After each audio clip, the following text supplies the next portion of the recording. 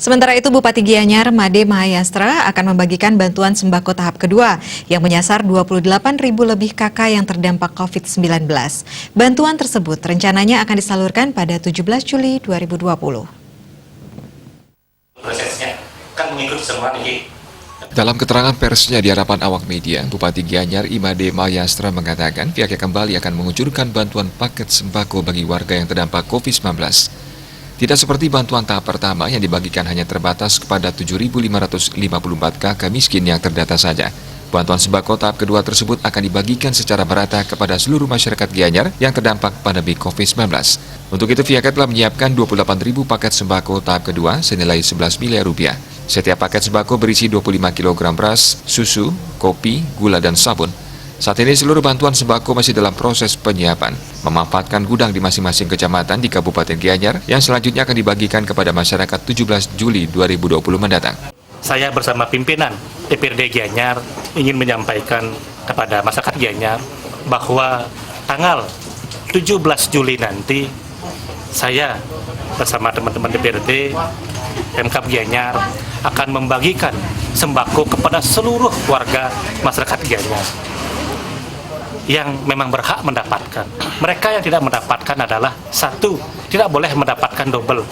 Artinya yang sebelumnya sudah mendapatkan bantuan PKK, BST, BLT desa, stimulus provinsi maupun bantuan lainnya dikecualikan.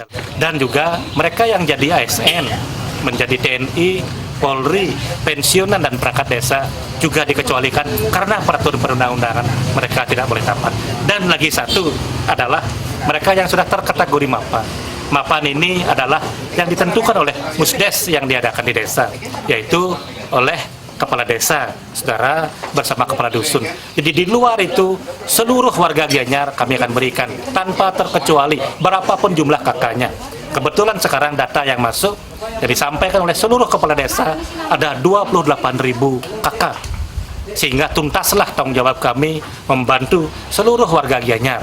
Untuk itu cermati dengan baik dan jangan lagi di media sosial menanyakan hal-hal yang di luar ini. Jadi saya sampaikan di luar perkecualian itu semua akan dapat sembako. Made Mahayastra menambahkan untuk menghindari terjadinya penyelewengan dalam proses penyaluran bantuan ini, Pemkab Gianyar juga akan menggandeng pihak Kejaksaan dan Polda Bali. Untuk teknis penyaluran bantuan, tim akan menyalurkan bantuan ke setiap desa secara bergiliran, mengingat sembako sudah terpusat di kecamatan, sehingga pembagiannya relatif lebih cepat dibandingkan sebelumnya.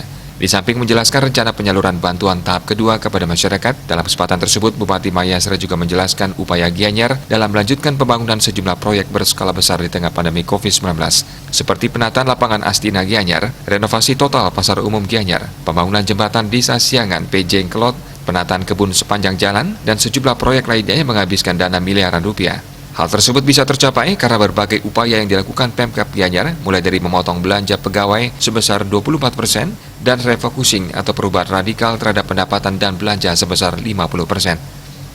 Eka Yana dan Indrawan, Bali TV.